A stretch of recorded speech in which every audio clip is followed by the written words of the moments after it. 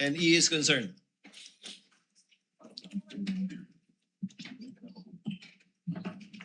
Hindi. Same.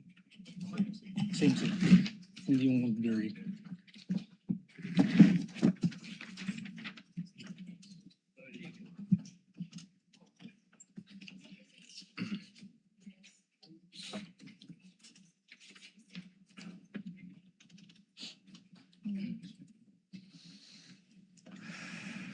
So parehong malabo yung kopya natin. Yan at yung kopya ko din.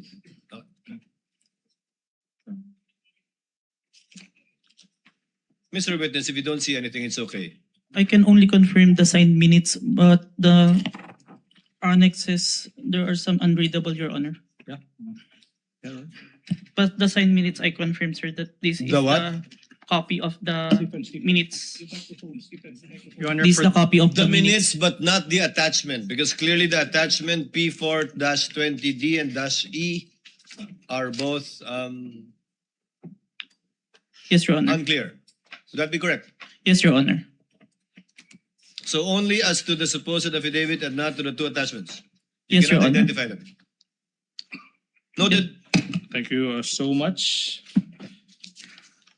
Now, on page 4 of the signed minutes, Mr. Witness, there appears a signature above the name Dempsey Saiden Reyes. Whose signature is that, if you know?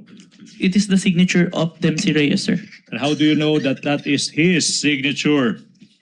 I saw him sign the document after our interview, sir. Mhm. Now, on page 4 of the signed minutes, may pirma din sa ibabaw ng pangalan ng isang Attorney Jetro Lorenza A. Cuon. Kaninong signature ito kung alam mo? Signature of Attorney Coon po, who is the counsel of Dempsey Reyes and present during the interview, sir. And how do you know that that is signature? I saw him sign the document after the interview, sir. Mhm. Now, sa page 4 ng side minutes, let's go to page 4, Mr. Witness. Makikita mo dyan yung signature sa ibabaw ng pangalang Agent John Mark Calidong. Whose signature is that, if you know? This is my signature, sir. Okay, now, let's, you also mentioned ng affidavit. No? Kung yung affidavit na ito ay papakita sa'yo, will you be able to identify the same? Yes, sir. Now, ipinapakita ko sa inyo now yung affidavit dated February 10, 2025. Your Honor, may we also be allowed to peruse? Yes. Thank you, Your Honor. Kindly exhibit and show to counsel for the respondent the document you are showing to the witness. That is previously marked as Exhibit P-14, -19, and series.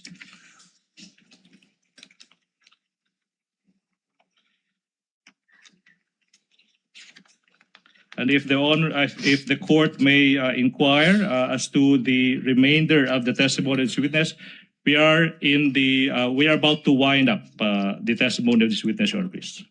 Your Thank Honor, you, for the Counsel. record, this is a photocopy. This is Exhibit P-4-19. Noted. Okay. Mr. Witness, have you perused that document? Have you perused the document? Nabasa mo na ba yung dokumentong iyan? Yes, sir.